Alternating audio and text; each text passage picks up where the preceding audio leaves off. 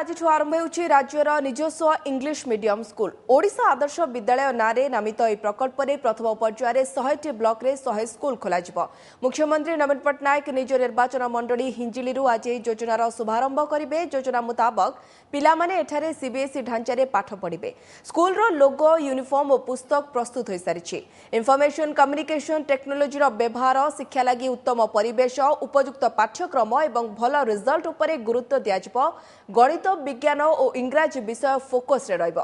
जातीय स्तर में प्रवेशिका परीक्षा गुड़िकरे छात्र छात्री जेपरी भल प्रदर्शन करेंगे ताकू दृष्टि रखी इंग्लिश मीडियम रे शिक्षादर लगी राज्य सरकार एक पदक्षेप नहीं। चलित वर्ष षष्ठ सप्तम और अष्टम श्रेणी में पाठ पढ़ा हेबो। 14टी पछुआ जिले में 100टी ब्लॉक रे ए सबु स्कूल प्रतिष्ठा करा जायछि। परे समस्त ब्लॉक रे आदर्श स्कूल खोलिबा को लक्ष्य रखा जायछि। जियोंक पई 50% संरक्षणर व्यवस्था रहिबो। आदर्श विद्यालय रे पढ़िबा लगी 88,318 जन पिला आवेदन करथिबा बेले 24,000 पिलांकु सुजोग मिलिछि। पिलांकु स्कूल तरफ यूनिफॉर्म और पुस्तक जोगाई दिया जिवो।